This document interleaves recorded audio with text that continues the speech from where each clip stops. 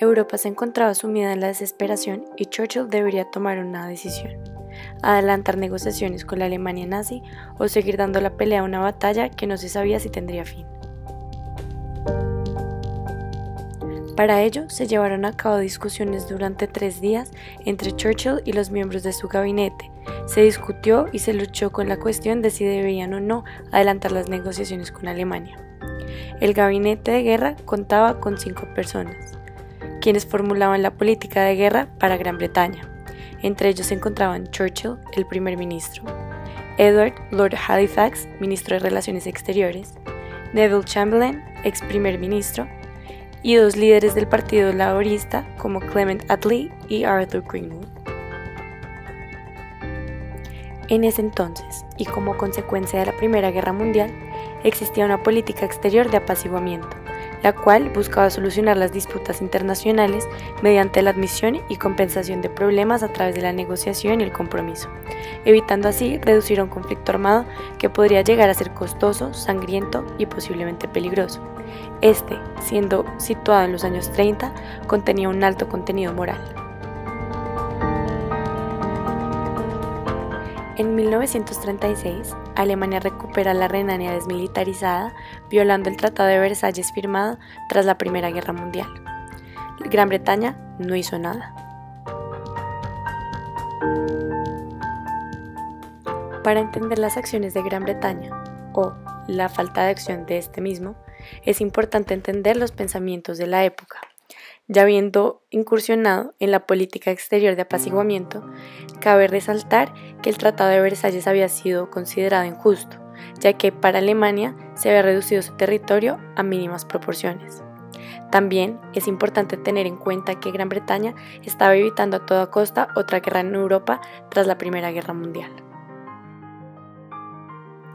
En 1937, Alemania busca recuperar la región de Sudetes en Checoslovaquia, a lo que Chamberlain, el primer ministro, envía un mensaje. Gran Bretaña comprende las preocupaciones alemanas respecto al tratamiento de las minorías alemanas y no estaba necesariamente opuesta a ciertos cambios en el orden europeo siempre y cuando se hicieran pacíficamente. La interpretación que Hitler le dio al comunicado de Chamberlain no fue la esperada, siendo esta que los británicos estaban tan desesperados en cuanto a evitar una guerra que él podría maniobrar libremente en Europa sin riesgo de que ellos lo enfrentaran. Por esta razón, él se movió rápidamente. En 1938 marchó sobre Viena e incorporó a Austria en su Reich sin disparar un tiro. Exigió que la región de los Sudetes fuera anexada a Alemania y que todos los checos no alemanes la desocuparan. Para evitar la guerra, Chamberlain convocó una conferencia de 4 poderes en Múnich, en la cual participaron Gran Bretaña, Francia, Italia y Alemania. En esta se discutió que se le daría la tierra a Alemania siempre y cuando lo hiciera de manera pacífica y se firmó un papel en el que Alemania y Gran Bretaña prometieron resolver pacíficamente todas sus diferencias. Para Churchill, las acciones tomadas por Chamberlain eran símbolo de derrota tanto para Gran Bretaña como para Francia. Para él, el sistema de alianzas en Europa Central, del que había dependido Francia para su seguridad, había quedado destruido. Para él, eso había sido aceptar la derrota sin razón, ya que no se podía suponer que era el fin, sino solamente el comienzo del enfrentamiento. En 1939, los nazis marchan sobre Praga y desaparecen Checoslovaquia. Además, hacen saber sus planes de invasión sobre Polonia, a lo que Francia y Gran Bretaña responden notificando a Alemania que si llegan a invadir esta nación, declararían la guerra. El 1 de septiembre del mismo año, los nazis hacen caso omiso a la notificación enviada por estas 2 naciones e invaden Polonia. El 3 de septiembre, Francia y Gran Bretaña declaran la guerra a Alemania. Un mes después de declarada la guerra, Polonia es totalmente ocupada por los nazis. 1940. Hitler invade Dinamarca y Noruega. Renuncia a Chamberlain como resultado de la falta de credibilidad en sus políticas. El 10 de mayo de 1940, Churchill se convierte en el primer ministro a sus 65 años, cumpliendo su sueño. Churchill asume el cargo en una época difícil. en la que Hitler conquista Holanda, invade Bélgica y marcha sobre el norte de Francia. Churchill responde enviando cartas al gobierno de Roosevelt pidiendo ayuda. No pasa nada. Mayo 23 de 1940. Las tropas alemanas rodean las tropas aliadas, cerca de la frontera franco-belga. 250.000 soldados de Gran Bretaña atrapados. Surge la disyuntiva, impulsada por Halifax, de negociar con Hitler. Mayo 25, 1940. Halifax se reúne con el embajador italiano Giuseppe Bastianini en Gran Bretaña. Surge la siguiente pregunta: ¿se podrá sobornar al gobierno italiano para que permanezca neutral en la guerra? El embajador siembra la siguiente pregunta: ¿puede Mussolini desempeñar el papel de mediador para facilitar las negociaciones dirigidas a terminar la guerra? Churchill, sin embargo, conoce del pacto generado entre Alemania e Italia, el Pacto de Acero, que consiste en mantener 20.000 soldados en la frontera franco-italiana. El domingo 26 de mayo se inician las deliberaciones. Churchill empezó dando un informe sobre las desesperadas condiciones del terreno. Bélgica estaba a punto de capitular, los franceses estaban al borde del colapso y 250.000 soldados británicos estaban acorralados en el norte de Francia. Pronto, Gran Bretaña estaría sola enfrentando a Alemania e Italia. Halifax informa sobre su reunión secreta con el embajador italiano y establece la importancia de salvaguardar la independencia del imperio y, de ser posible, también la de Francia. Pensaba que Mussolini deseaba asegurar la paz de Europa, y para esto era necesario incluir a Alemania en las negociaciones. Desde el comienzo, Churchill se mostró muy escéptico. En su opinión, Hitler no aceptaría jamás un trato negociado a menos que éste permitiera a Alemania dominar a Europa, lo que Gran Bretaña no podía aceptar nunca porque amenazaría su propia seguridad. «Tenemos que asegurar nuestra completa libertad e independencia», dijo Churchill, pero no se decidió nada y todos salieron de la reunión sabiendo que la discusión continuaría. Las diferencias entre Churchill y Halifax se hicieron evidentes. Halifax defendía que lo último que Mussolini querría sería ver una Europa dominada por Hitler. Dijo: «Naturalmente debemos estar preparados para considerar cualquier propuesta que pueda llevar a restaurar la seguridad, siempre y cuando se garantice nuestra libertad e independencia». Churchill estuvo de acuerdo con lo que propuso Halifax y decía que sería lo ideal, pero que no creía que un trato así fuera posible.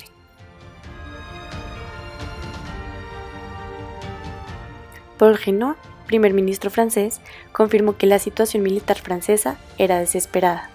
Churchill respondió lo siguiente: «Nosotros preferimos hundirnos peleando antes que vernos esclavizados por Alemania». Volvió con esa desafiante actitud a la reunión de la noche, en la que el debate con Halifax se hizo cada vez más tenso. «Si Francia colapsa», declaró Churchill, «Gran Bretaña no podrá hundirse con ella».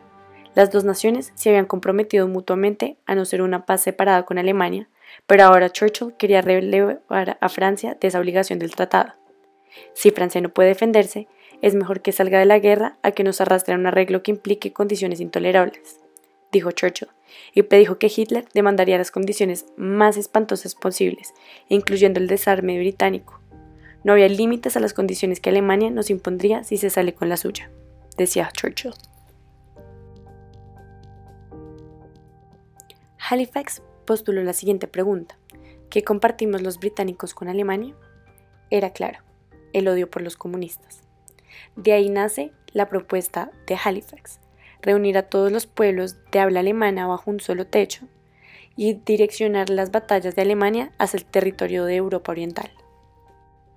Halifax era un estratega del equilibrio de poderes, que sin duda creía que esta guerra, como casi todas las guerras, terminaría eventualmente con un acuerdo negociado en el que se hicieran concesiones territoriales a la parte más fuerte. Algunas de estas concesiones habría que hacérselas a Hitler y Mussolini esperaría una pequeña propina por su propio comportamiento cooperador, pero esto podía conseguirse intercambiando algunas colonias. Entonces, ¿por qué no usar un enfoque de equilibrio de poderes? Churchill suponía lo peor de Hitler. Este creía que estos iban a esclavizar a Gran Bretaña y destruir su imperio. Entonces, ¿cuál era la alternativa de no negociar? Se generaría una lucha continuada, en la que Alemania dirigiría su poder aéreo a Gran Bretaña y la invadirían. En 1940, el panorama de la guerra aún era incierto. Se logró entonces establecer la posibilidad de un trato. Los alemanes lograrían un control de toda Europa, incluyendo Francia, manteniendo la independencia de Gran Bretaña, su ejército y casi todo su imperio, el cual debía ceder un poco de territorio a Italia. Surgieron las siguientes 3 preguntas. ¿Aceptaría Hitler este trato? ¿Serían los costos de este trato, que inducían la pérdida de soberanía de casi toda Europa, aceptables para los británicos? ¿Y tendría más valor un acuerdo con Hitler que el papel en el que estaba este consignado? No es un secreto que, como resultado de negociaciones anteriores, los británicos ya no tenían confianza en Hitler, ya que éste había incumplido los acuerdos firmados en un papel anteriormente. Teniendo en cuenta la posibilidad de un trato, era necesario preguntarse lo siguiente: ¿quién se beneficiaba más de hacer un paréntesis a la guerra, Alemania o Gran Bretaña? La respuesta era clara: Gran Bretaña, ya que necesitaba tiempo para recuperar sus fuerzas. En mayo de 1940, Churchill dijo que Gran Bretaña no debía ser obligado a asumir la débil posición de pedir a Mussolini y a Hitler que los trataran amablemente. No era el momento de adelantar negociaciones, ya que esta era una señal de debilidad, teniendo en cuenta que Gran Bretaña todavía no había demostrado que podía dar una buena pelea. En caso de entrar en negociaciones con Alemania y poner en la mesa el acuerdo, se podría garantizar la continuada independencia británica, o eso pensaban. Por el contrario, si Gran Bretaña decidía no entrar en negociaciones, esta podía ser reducida a polvo en 3 meses de bombardeos alemanes.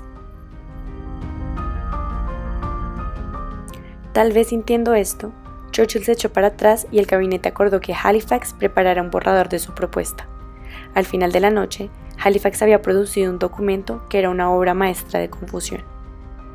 Si el señor Mussolini cooperara con nosotros en conseguir un arreglo de todas las cuestiones europeas que salvaguardaran la independencia y seguridad de los aliados y que pudiera ser de la base de una paz justa y duradera para Europa, nosotros entraríamos inmediatamente a discutir, con el deseo de encontrar soluciones, los asuntos en el que el señor Mussolini esté primordialmente interesado. Esto debía ir acompañado de una solicitud oculta de que los Estados Unidos hicieran el primer acercamiento a Mussolini, no Gran Bretaña ni Francia. El documento refundía 2 metas: sobornar a Italia para mantenerla fuera de la guerra y persuadir a Mussolini a que mediara la paz. El lunes 27 de mayo, la reunión se enfocó en la terrible situación militar del continente. Las tropas británicas estaban todavía atrapadas en el norte de Francia y las perspectivas de evacuarlas por Calais o por Dunkerque no eran promisorias. Churchill dudaba de que pudiera salvar más de 50.000 hombres, pero se adelantaba a los preparativos. Para ese momento, las tensiones existentes entre Halifax y Churchill hacían de la confrontación algo inevitable. Para ese momento, Francia había colapsado y no se estaba seguros de si Gran Bretaña podría continuar la guerra sola. Para resistir exitosamente, Gran Bretaña debía mantener la superioridad aérea y Estados Unidos debería proveer un apoyo económico sustancial, pero hasta el momento Estados Unidos no había mostrado ningún apoyo. Entonces Mussolini decide atacar Francia. No había nada que Gran Bretaña pudiera hacer para generar una diferencia. Parecía que los acuerdos discutidos anteriormente ya no eran una alternativa. En ese momento, y para suerte de Churchill, Archibald Sinclair, ministro del aire del Partido Liberal, comparte un argumento en el que dice que un acercamiento a Italia sería peor que inútil, pues sería perjudicial para los intereses británicos. Incluso parecer estar dispuestos a negociar sería desastroso, ya que alentaría a los alemanes y a los italianos y socavaría la moral del país.